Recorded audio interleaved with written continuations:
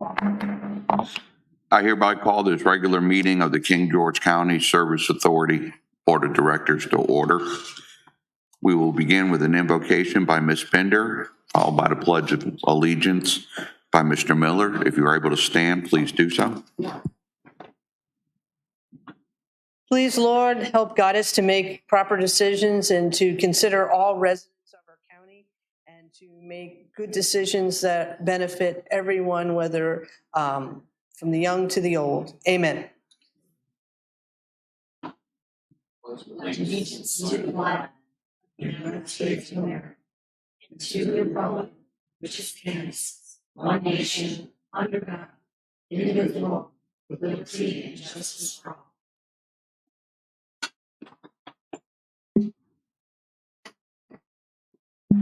Thank you. Mr. Miller, do we have any amendments? No, sir. Okay.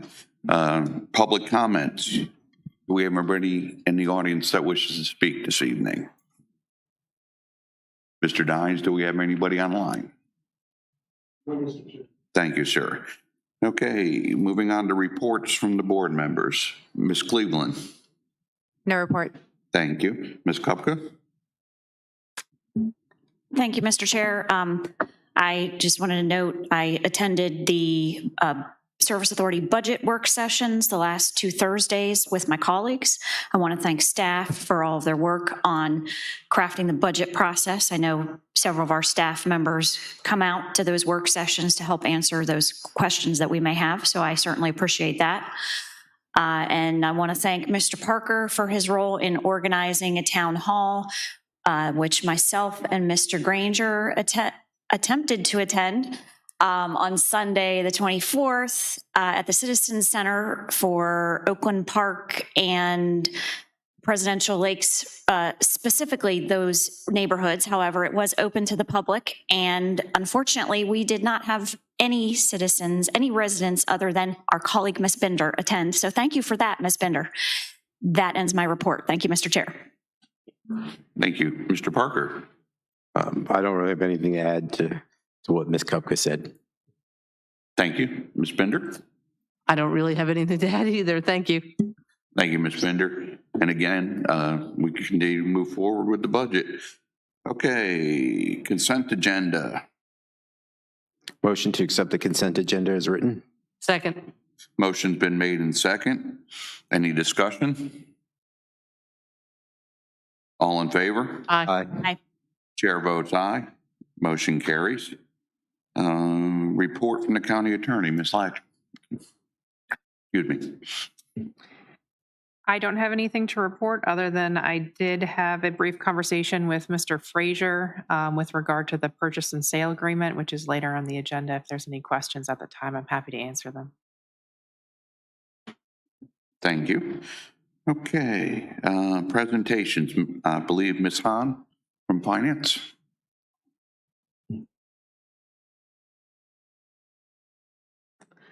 Good evening, Mr. Chair, members of the board. I believe in your packet was included a copy of the financial projections or the cash flow report for this fiscal year 2021-2022. This report is current through the end of March. If you look at the revenues, of course, this month is an off month for billing.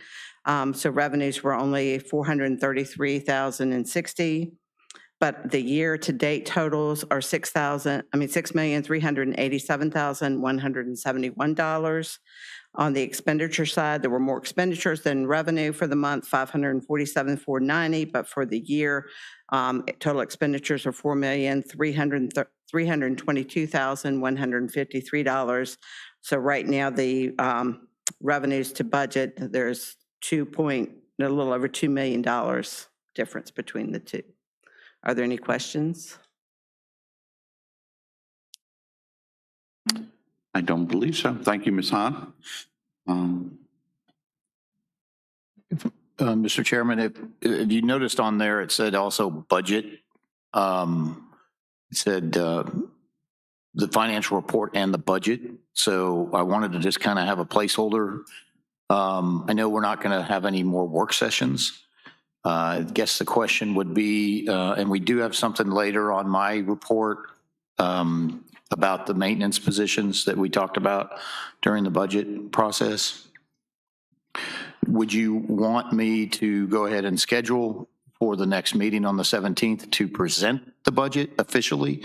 Or are you wanting to wait until a subsequent time frame? Because the process, as I understand it, is that I would present to you a budget, which is based on all of our input, the input we received from y'all, the various reports, the presentations, and then you would set a public hearing to deal with any rate increases or, to actually approve the budget. So would you want to see that on the 17th? What's the consensus of the other members? Yeah, why don't we go ahead with that? Okay.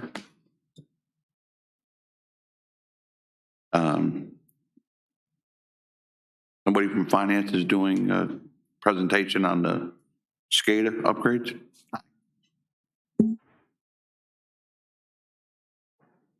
Good evening, Mr. Chair, members of the board. I am here before you this evening in reference to the procurement of SCADA upgrades at the Fairview and Hop Yard wastewater treatment plants. The SCADA systems at Hop Yard and Fairview Beach wastewater treatment plants require upgrades to their interface. The original SCADA system was supplied by Aqua Aerobic Systems, Inc., and the software is proprietary, so any upgrades must be able to integrate with the software that's already in place. For this reason, staff has determined that a sole source award to Aqua Aerobic Systems, Inc. is appropriate. This project was budgeted for in the FY 21-22 budget year, and there are sufficient funds to cover this request. So with that, I would request that you authorize the interim general manager to issue a notice of award and to execute an agreement with Aqua Aerobic Systems, Inc. for PLC and SBR upgrades to the Hop Yard and Fairview SCADA systems in the amount of $178,304, subject to approval as to form by the county attorney. With that, I'm happy to take any questions. Thank you. Any questions? Discussion? Ms. I'll have a Becker? discussion one. I'll wait to the discussion. I have a discussion. You ready to go? Yeah. Thank you, Mr. I just want to make sure to tell the public, when I toured 2 years ago with Mr. Weekly of this plant, he pointed out why this upgrade was needed, and especially in decommissioning Oakland Park and Perkins and bringing the wastewater there, it's very important that these electrical systems are up and moving, being able to operate properly. So I just want the public to know that. Thank you. Thank you, Ms. Pender. Mr. Parker? Okay. No further discussion. Do we have a motion? Make a motion that we authorize the interim general manager to issue the notice of award and to execute an agreement with Aqua Aerobic Systems Incorporated for PLC and SBR upgrades to the Hop Yard and Fairview SCADA systems in the amount of $178,304, subject to the approval as to form by the county attorney. Second. Motion's been made and second. Okay, can roll call vote? Ms. Cleveland? Aye. Ms. Kupka? Aye. Mr. Parker? Aye. Ms. Bender? Aye. And the chair votes aye. Motion carries. Great, thank you very much. Thank you. Okay, who's on the Strawberry Hill? Did you want to? I can give a short presentation. As you all will recall from prior meetings, there was an offer from the owner of property surrounding a site that's encumbered by a well for the total acquisition of that parcel for the sum of $2,000, which was the tax assessed value prior to this year when it actually, I believe it went up. But the offer is still to acquire the residual property surrounding that well lot for $2,000. And the action item on the agenda would be to authorize entering into the purchase and sale agreement. And then there would be a due diligence period where at the will of the board, there could be further title work or any environmental studies performed, but those are not required prior to closing. Any questions? I have a question about the restrictions on the property. Just not sure what this would be used for, but was any of the restrictions looked into? So the property, right in the middle of the property is a well. And so we've had an easement to that well to service it and to, do whatever maintenance is necessary. And it's kind of sits, the property sits on essentially 206 and Strawberry Hills.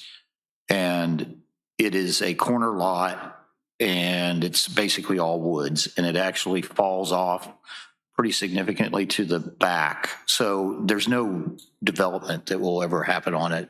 I think that's what Mr. Frazier was looking at, is that this is an opportunity to just try to have this property, out of his hands, because it's essentially, right at, like what I'm saying is that well is right in the middle of his property. It's never going to be able to be developed. And so I think we've just looked at it as this is an opportunity for us to get the property, and then we have better control and better access to that site. When I was going through my notes earlier, a couple of years ago, we had a thing where we had to bring a temporary tank in to that location to do repair to the other tank. And did we have to rent or get permission because we were off of our? We actually went ahead and did the Patty, can you come up? Thanks. Yes, the well pump had gone bad at the Strawberry Hills St. Paul's system, and we did bring in the rigging crew from AC Schultz. We accessed it through the property. We did not receive permission to use the property, but we did install the new well pump and get the system back online. Thank you.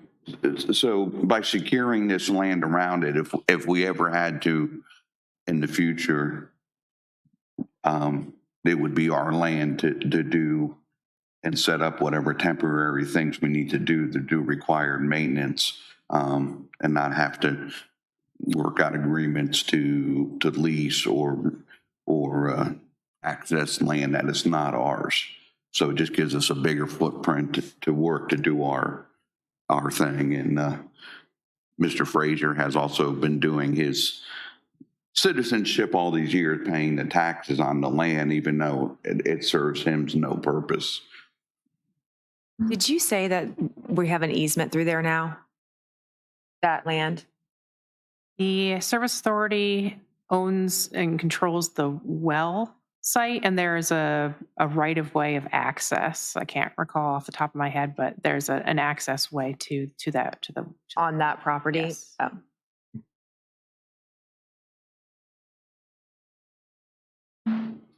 Any other questions, discussion? So we need a motion, Ms. Lang? Who do we authorize on the motion? That's the question. Is it the county attorney? Okay, yeah. I move to authorize staff to enter into the purchase and sale agreement pending any necessary due diligence as presented. Second.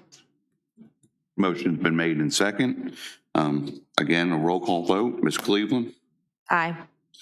Ms. Kupka? Aye. Mr. Parker? Aye. Ms. Bender? Aye. And the chair votes aye. Motion carries. Okay. We have notes here about a pilot program. So this is a follow-up, I think, from the last board meeting where you all discussed this. The information that I received, and Ms. Norris Barker is going to also provide some oversight or overview on this as well. But this was something that was discussed a couple of years back, and Mr. Parker's correct. It never left the board. The board voted it down.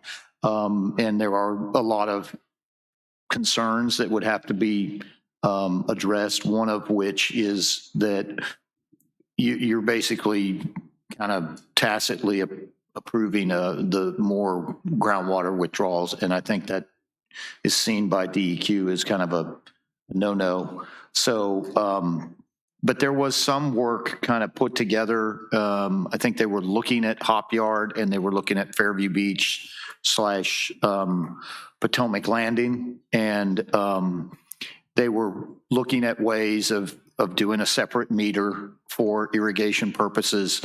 And like Mr. Parker said, it just didn't really go anywhere. I think, as he indicated, he was the one who voted for it, but the rest of the board did not go forward with it. Patty, would you want to come forward and just talk about some of the things that what we can look into?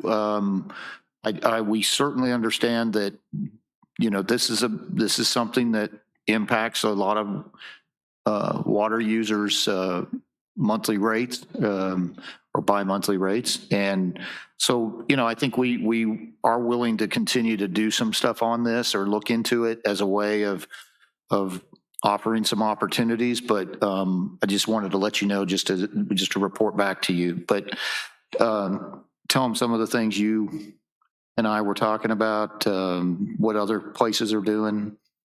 Well, there are other localities that put a cap on the sewer on the summer months only, during the time that you would be irrigating and watering lawns. Supplying the customer with a meter that would be fitted to a faucet that the customer would certify that they wouldn't damage, and they would use it during that time. And at the end of the session or the season, we would read that meter. We would also require a deposit on that meter in the event that it became damaged, because of course we would be paying for that.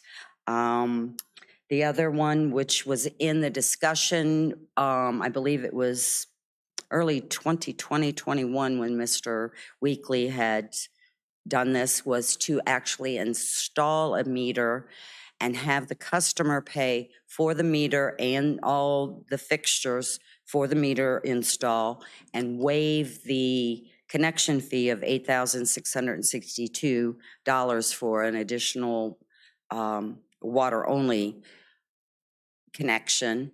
And that water, and it would be red. My issue with having that second meter on the property would be that there would be, our regulations require that we have a minimum bill. So even with off-season, we would require this property to at least pay for 3,000 gallons of water on a minimum bill. Of course, that could be changed at your direction. I'm not sure, is there anything else that I think we just wanted to let you know that, we'll continue, if the board desires, we'll continue to look into this. It may be necessary to do the pilot in certain neighborhoods, certain areas that are on certain systems. But, again, the big hurdle is going to be if DEQ frowns on this. And I think that would be one of the biggest concerns. And I would imagine they would. But doesn't mean that we can't provide you some options and some further analysis, if that's okay. One thing that I'd like to add is that we do have subdivisions that are water only, and I would like to study those or include them in the study to see if they use additional water because they do not have sewer fees attached to their meters. Mr. Chair, since Ms. Cleveland and I were the two that kind of brought this back, I kind of would like to see have staff flesh out what a study might look like.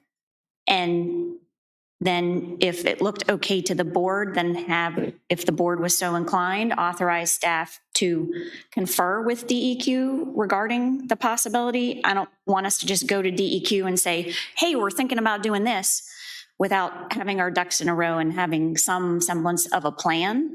I I think that if we have customers who are willing to participate in the study, we should not charge an $8,000 connection fee.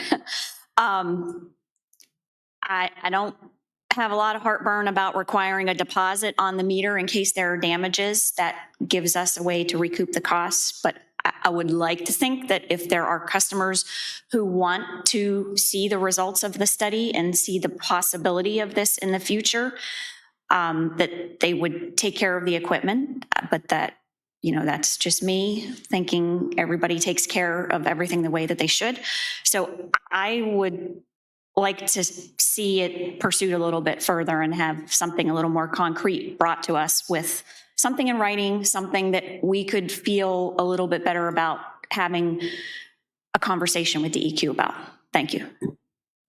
Okay. I have a couple questions. You said they would have to do the minimum bill for 3,000 gallons. That's per our regulations, a minimum bill is generated on even customers that do not use water.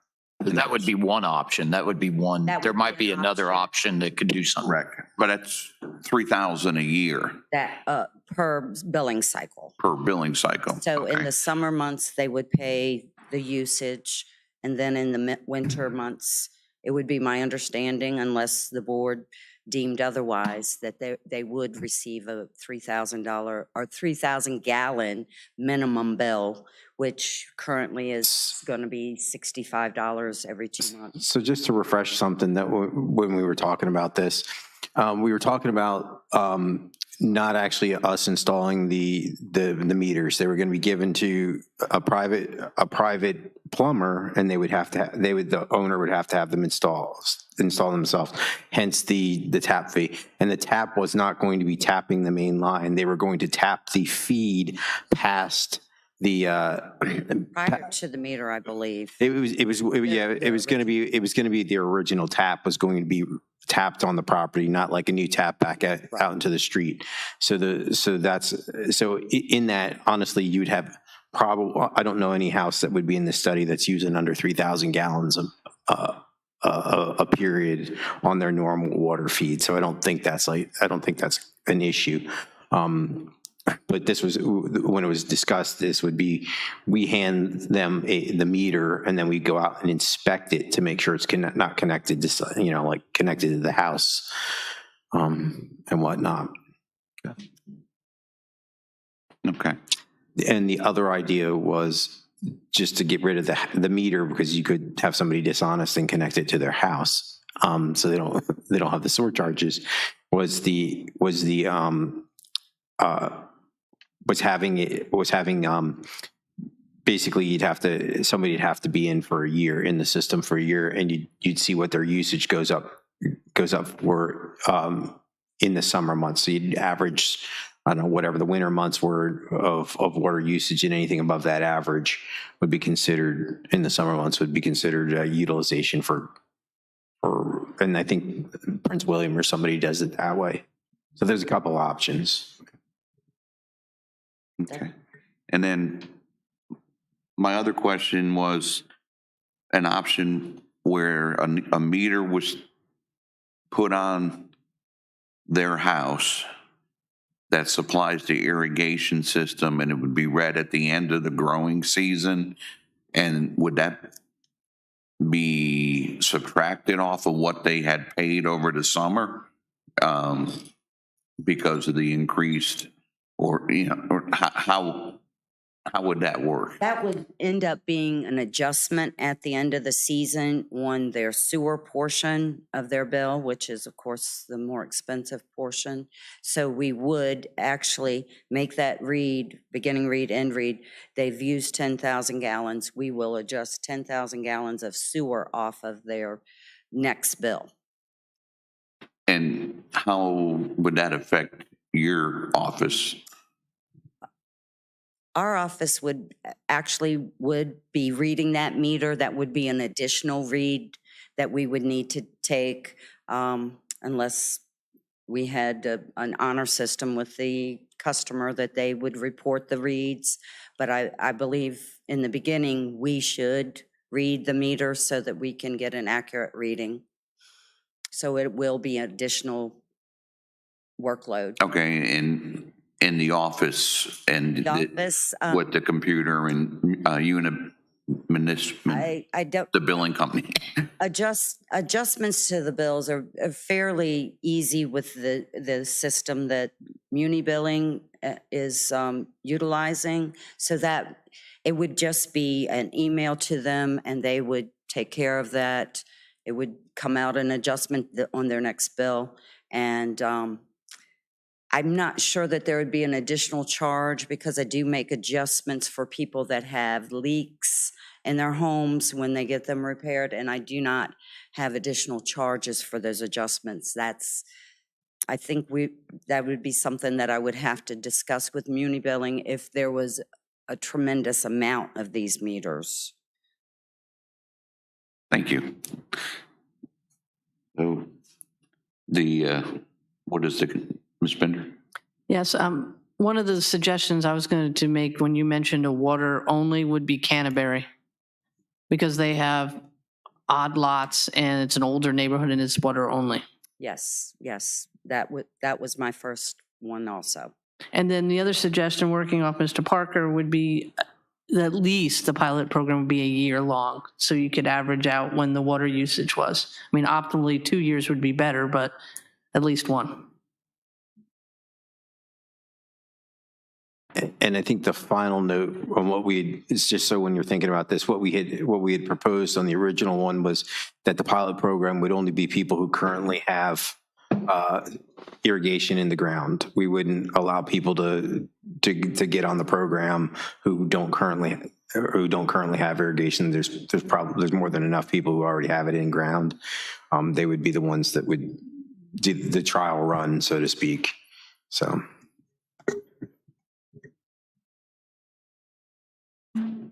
Okay, so the consensus is have staff work us up a couple of options. Thank you, Mr. Miller. Thank you.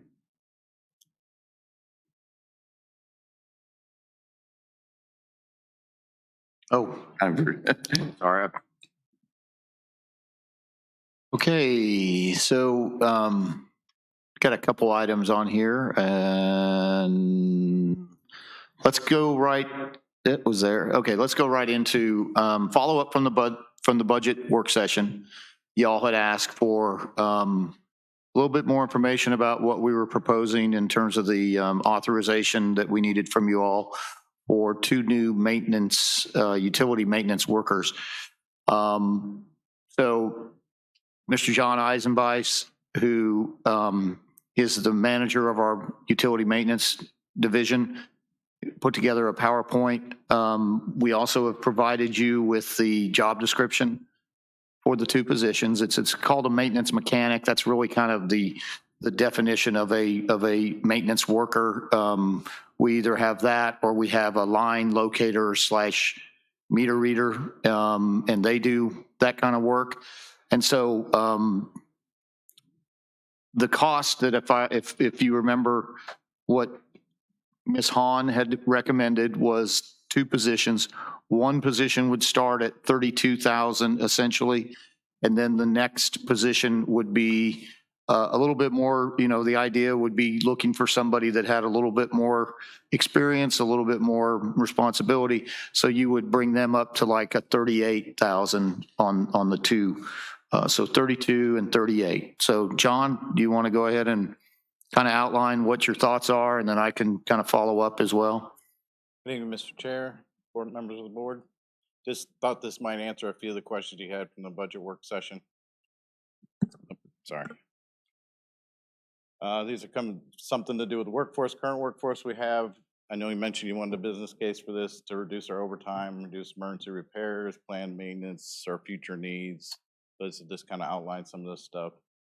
Our future plan is performing emergency repairs and maintenance facilities and systems along with completing meter reads, disconnects, reconnects, and our rereads, which is all that maintenance does right now currently.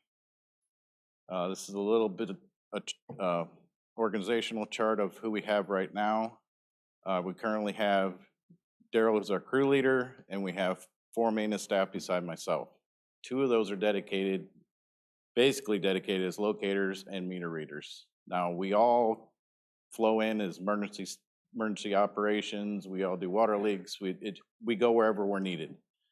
The key part of this is we broke down some of the systems, the people, and what their job is to entail percentage-wise for what on a daily basis. And if you look to the right, one of our maintenance techs, 100% of the time, he's driving a pump truck. He does all the pump truck operations. So he's basically taking out of the whole mix. He's not even counted. The other 2 next to it, second and third from the right, are our meter reader locators. As you can see, our water metering, that's every other month for a month. That's 50% of their time for the entire year. The other part of that is 40% locates. Just to give you an example, just the month of April, we had over 400 locates to do. Just today, we got a list of 200 shutoffs to do. So today, the maintenance staff was myself. Everybody else was doing shutoffs, plus 1 water operator. And it just takes so much time. Anything that happens during this time, we don't have anybody to do it. We're just winging a prayer. So we're either doing overtime or pulling whoever we can to help. It could be a wastewater person, it could be anybody. Daryl kind of supervises all the meter reading and locating, so that takes a lot of his time also, especially with new people. Direct them to meters, finding meters, locates, lines. I mean, it's just a lot of knowledge that he has that people just, it takes time to absorb all this knowledge. So our business case for this, we have been doing no routine maintenance. We've just been reacting to problems as they come, and we're not getting ahead at all. I mean, we have to start doing some preventative maintenance. We just have to. With the age of our plants, with the age of our wells, our newest plant is 17 years old. Technology has gone so far ahead that we're just not getting anywhere. The old stuff is hard to get. Of course, everybody knows about the supply chain issues. Problem we're having now with a lot of the specialty equipment, say like aqua aerobics, for example, we called to ask for a filter to be serviced. They told us 29 weeks before they could come out to service it. So we're gonna have to self-perform a lot of these things. It's just about everybody we call now is saying it's gonna be a half a year, it's gonna be a year. And that's just for labor, not figuring parts. We've had motors on order for 6 months and they still don't know when we're gonna get them. And we're trying to keep this stuff together as best we can, but when 4 of us are reading meters or doing shutoffs, it doesn't leave a whole lot of people to do a lot of other things. So our current goal is to respond quickly and as best we can, but it's kind of hard sometimes. We're pulled in so many different directions. It could be a water leak, could be a sewer leak while we're fixing a plant at the same time. We have to spread out and do it. Maintenance does the majority of the repair and maintenance for the most part. Some small maintenance tasks are done by wastewater. They've been really trying to help and step up, but they don't have the tools or the equipment to do a lot of heavier things, but they have been trying to help. Maintenance departments, the meter reads and line locates are killing us. They just are. There's so much construction, so many locates. The AMI is going to help us with meter reads, but also with that 3-year project, that project is based on a clean set where they can just open the box, pull a meter out, put a new meter in. Every meter that doesn't shut off in the county, every meter that's buried, every meter that has a problem, we have to go fix before they can even install a meter. We're talking 1,000 man hours to do this. And it's going to take a long time, which is all going to fall on maintenance. The last few months, we've taken on the work order system that Mr. Weekly has started. Got that up and running now. It's software based. All work orders are going to come through that. I know you actually looked at some of the work orders that are our daily work orders, final reads, rereads, that kind of thing. You were never seeing any of the actual wastewater work orders that come through. They only come to me. They don't go through the office. We're not recording those anywhere. So we don't know what's been fixed, when it's been fixed. So we're trying to get the software based so we can actually track some of these things. See when we're fixing something 6, 7, 8 times. Point of replacement. Maintenance also, we supervise capital improvement projects, get the upfront information for them, contractors access. We work with everybody just to get them in, get them out, whatever they need, identify the issues, help them out. And we're also getting training from them at the same time so we can actually work on the stuff after the stuff's done. So it just takes a lot of time and working around their schedule when we have a water leak or something breaks and we have to try and get back and get that information. The 2 new maintenance techs are basically going to be dedicated to doing that routine maintenance and trying to get to a proactive status so we can actually get ahead of the game a little bit, because the time we spend just moving around is just from one end of the county, you can go 3 or 4 times in a day trying to Band-Aid something to get it going, because we can't be down. We just can't. So the 4 maintenance techs would be our 1 repair guy, our 2 regular maintenance guys, a pump truck driver. Then we'd have the 2 meter reader line locators, which after the AMI program, that time frame is going to go from a month, every other month, to hopefully a week. There's still going to be some reads out there. It's always going to be rereads, that kind of thing. But they'll take care of that. We have Daryl as our crew leader. He's still going to supervise all them. Then myself, which will supervise, order, plan, do the work order system, and meet with contractors. So starting to implement this and maintaining repair service, it's going to reduce a lot of our emergency stuff if we can get ahead of this and with preventative maintenance. It's going to save us a lot of time just getting this stuff checked. It's never been done. We've never had a preventative maintenance program. So hopefully this will explain any of the issues we had with the extra 2 people. And if you have any questions, I'd be glad to answer. Well, thank you for the presentation. It's very thorough. I would like a PDF sent to me of this and all the board. And one other thing is, I understand this is very important. I'm a big person about the maintenance, but I am a little upset that we received it just on the dais. And I'm hoping that we don't have to have a decision on this tonight, because I would like to look at this a little bit more, because I have a couple of questions. I thought that's perfectly fine. I'm not asking for you to make a decision tonight. Obviously, you got to make a decision at some point because you got to add it to your budget. The information that we provided, I had thought I had explained that this was going to be part of the county administrator's report. It wasn't necessarily an action item. I take responsibility for not getting it to you on time. I guess if there are any specific questions, to me, I don't understand maybe a little bit of the concerns. I think you guys have been in meeting after meeting hearing about the issues that we have with maintenance, and we're proposing to you a decision that you have to make, I guess, one way or the other, but that you add to your maintenance department so that they can stay up to speed. And, where we are going as an organization one day down the road would be that we have the ability to specialize our maintenance workers, some in the water department, some in the sewer department.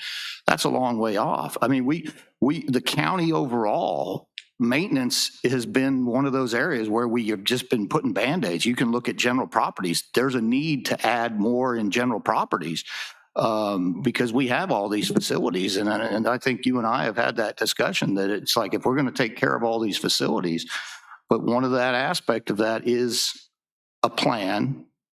And then the other aspect, of course, is personnel. And that's, I think, what we're trying to do. I'm not asking you if you don't feel comfortable making a decision tonight. I certainly understand that. And, but we wanted to circle back and try to answer any questions that people may have had from the budget presentation.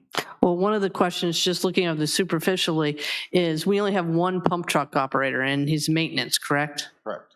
Correct. So wouldn't that be, maybe one of these should be a pump truck operator? Because if that 1 pump truck operator gets sick or has an injury, who's our other pump truck operator? That's what, and then one other thing is, we've had issues before with safety.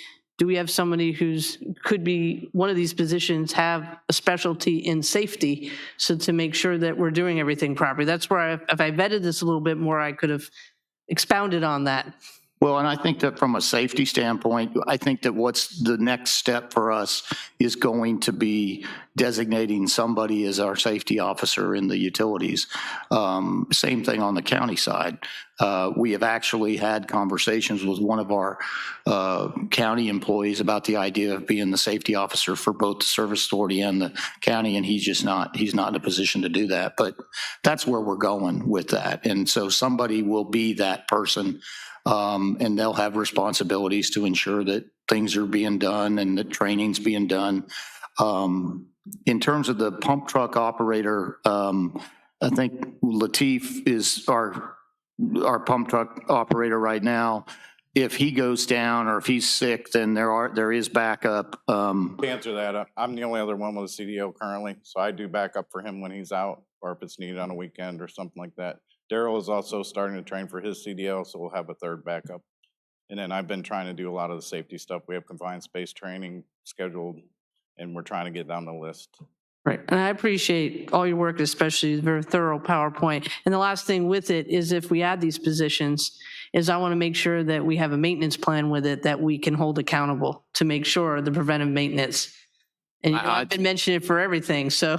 Right, and I think that Mr. Eisenbeis is right on, and I think he embraces that idea. He knows what's going on.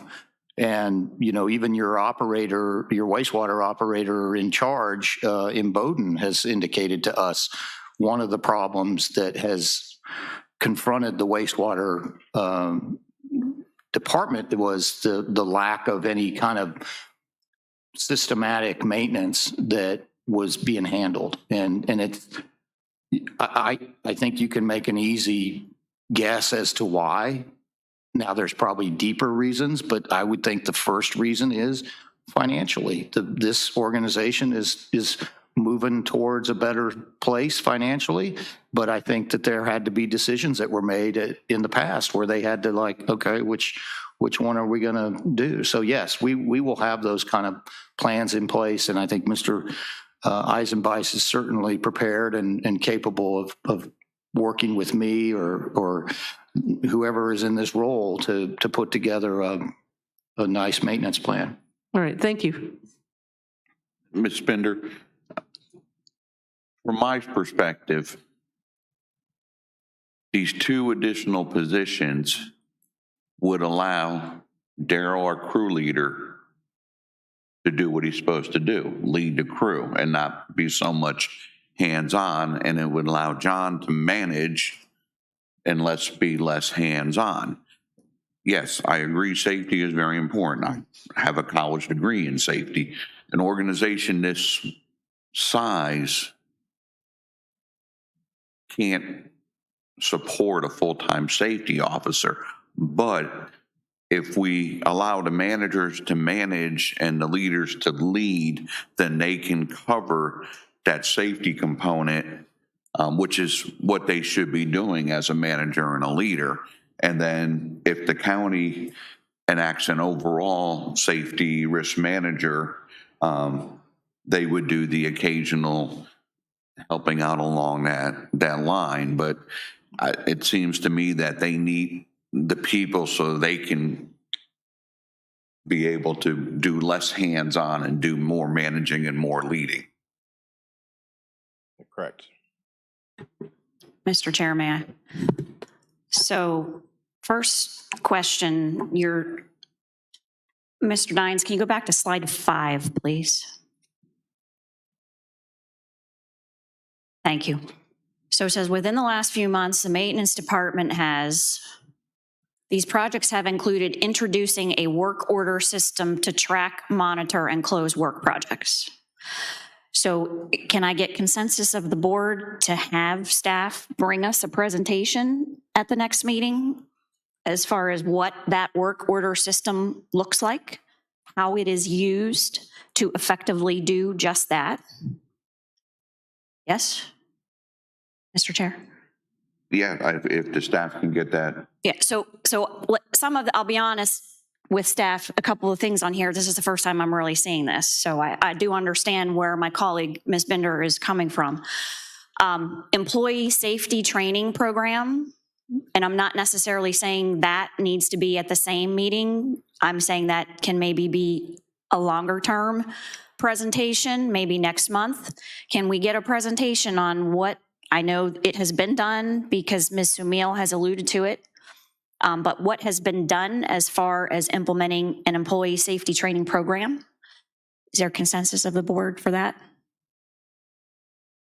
Yeah, that's Yes. fine. And then starting a scheduled maintenance of facilities. So I appreciate the fact that you are saying you need, the bottom bullet says you need these 2 people to be able to do that. So I'd like to see what that looks like, perhaps again at the next meeting, because we're getting a crunch time on the budget. If these are information points that we need to justify these 2 new positions, and you can bring us this information, it might make our decision a little bit easier and more expedient. Mr. Miller, is that okay with everyone if we ask for that information? Yeah, I don't see any issue with that, provided they can pull it together without taking away from what their other duties. Sure. And then that was going to be my next question. Mr. Dines, can you go back to slide 3? It's the one with the org chart, please. Thank you.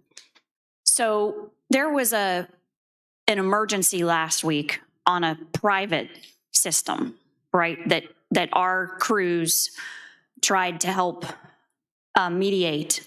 And I know the next morning I passed by the corner of Kings Highway and Indiantown Road, and there were 3 service authority employees on the corner there pulling the manhole, trying to figure out where the valve was to shut it down.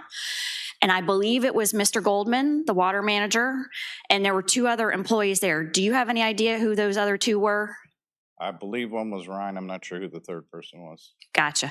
So in any given day when something like that kind of catastrophic happens, I mean, we had a large influx of water running across Route 3, that we needed at least 3 people right there on site. Do we know where there are other employees needed elsewhere back across, well, I guess, I think across the that, street? I think that in that situation, because of the isolation of the line, it was not a very long part of Route 3 that they were able to control that with the 3. But I mean, I'm trying to help you out here. no, I'm just saying what you were I'm asking, but his crews, the rest of your crews were doing countless other things. Sure. So anytime an emergency like we had last week happens, you're having to pull people from doing their other work. Correct. Actually, that specific day, we had lost an entire rotor at Dahlgren, a rotor system in the ditches, and we were rebuilding that, which was a major repair. We had a crane on site. Everybody was doing something. And with a situation like what happened here on Route 3, a lot of the stuff isn't on GIS. We're kind of looking for it.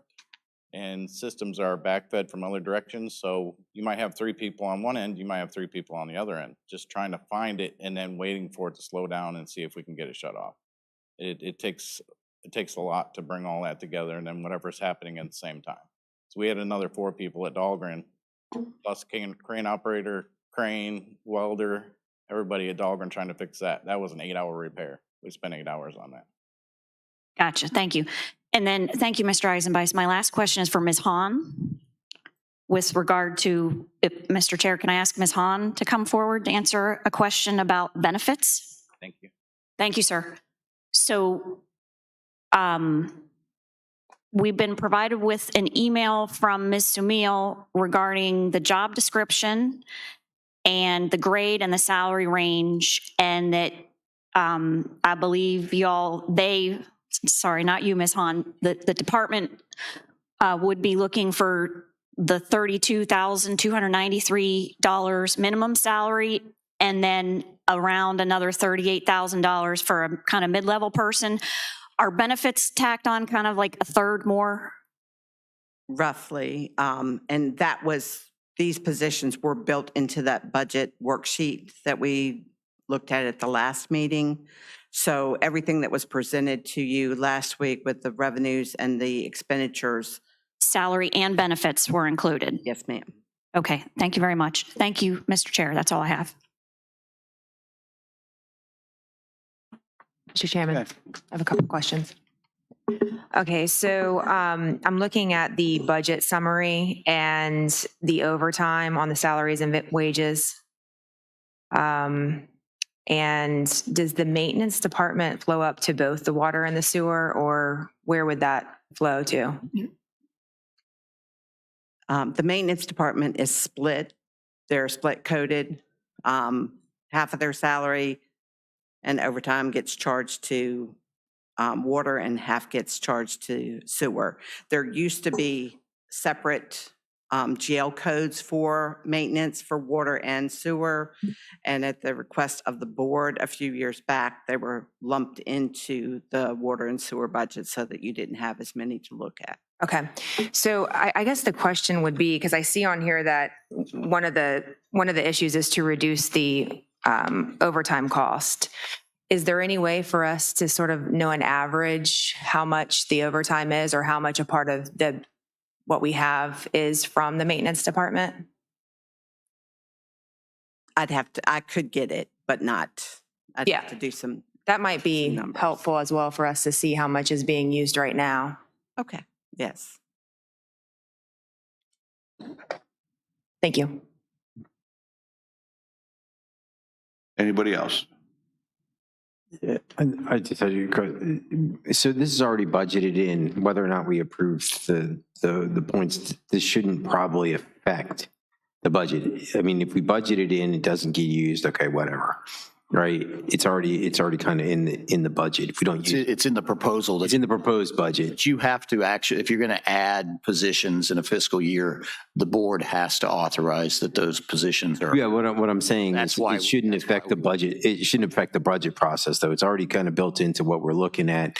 We just have to authorize the positions to be advertised or whatnot. So I don't know. I don't see why we would slow the budget process for this necessarily, because I think that was mentioned before. Well, Mr. Chair, I'm not looking to slow the budget process. I just asked that a couple of reports be brought to us for the next meeting.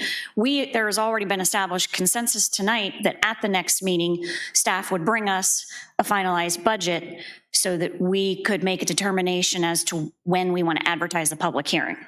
So I'm not trying, and I don't want to slow anything down, but I want us to have all of the information. And if it looked to me kind of like these were things that staff had already been working on and had some stuff established and we haven't seen it yet, I'd like to see it. Thank you. No, I don't disagree. I was just saying that I think the budget, somebody had mentioned it was going to affect, it was affecting the budget process, but it's already in there. We don't use it. Type thing. And Mr. Chair, I've just pointed out, I understand why these are important positions, but I want to make sure that when we add positions, that they have a proper home and that there's a plan to use them properly, because the Service Authority, we weren't doing things the proper way before, and we need to continue and run it like a business if we are a business. Thank you. And I agree with those comments. And specifically on this presentation, it says that they have already started that scheduled maintenance. And I don't deny that these positions are likely absolutely needed, but I think that it would be good for us to see what that schedule is and understand what these new employees would be doing. And I would concur entirely. And I'd also offer, and John would probably like this, we did a tour for a couple of y'all on the wastewater plant. I'm happy to have John or any of his crews let you guys take a little field trip and see the kind of things that they do on a daily basis. I mean, we're happy, we're transparent. We'd like to let you all have a chance to see what's going on. I think you'd be amazed, and I think you'd be amazed to, this goes to the county side too. I think you'd be amazed to see what Mike Muncy and his crews do on a daily basis and how they're pulled in about 12 different directions. And, you know, what we're trying to do is to avoid having the entire maintenance team knocked out of commission because they're involved in a very critical situation. And that's what is happening in this organization with the service authority. Also, it happens with general properties. We all remember the last board meeting. You couldn't use the restrooms. Well, general properties and Mr. Eisenbeis from utilities and some of his employees were back there working deep into the night, trying to figure out what was going on with a line. And then it turned out that unbeknownst to anybody, including Matt Clift, who I guess if Matt Clift doesn't know where something is, then that's a problem because he was here for so long and with great service to this county. He didn't realize that there were 2 tanks, septic tanks back there that were buried under 5 to 6 feet of dirt that they had to find. So what we're trying to do is just so that the citizens of this county will receive as great a service as they can. And I think everybody, shares that, I'm sure. And this is one way to get there. So we will get you the information that you asked for and, be able to answer any other questions. I think I had one more item, unless there's any questions more about this. But I had one more item on the two more items. Okay, so the RFQ update for the wastewater operator contract. So we received 2 qualifications from 2 firms. One, of course, is our current operator in charge in Bowdoin. The other one is Viola. I don't know anything about them. So the next steps are we will form a team of folks that will look at the RFQs that we received and we'll grade them and come up with the best one to sit down and talk to. Travis Cusenberry, our county engineer and former county administrator, he'll be heading up that team and we'll hopefully be bringing you some information here fairly soon. I would have done it while John was up there, so I have to ask John to stand up again. John just recently got his master electrician status.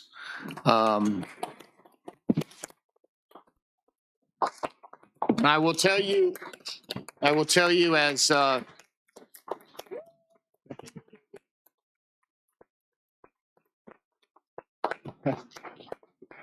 as Patty Norris Barker has said to me, this is huge. This is a major achievement for anybody at the Service Authority, and we just are really pleased that John has that ability and can, handle those kind of issues internally. Because your other problem when you don't have enough maintenance crews, folks, is you get a lot of contractual costs, and that's why we need that as well. But this master electrician status is outstanding, and I'm very proud to have John as our maintenance manager and look forward to good things from him. Thank you. And that's it. Thank you, Mr. Miller. John, congratulations. I know a lot of work to achieve the master status. Okay, anything further? Mr. Parker?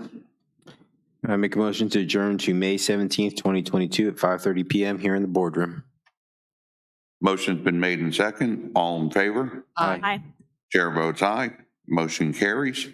We are hereby adjourned until May 17, 2022 at 5:30 p.m. here in the boardroom.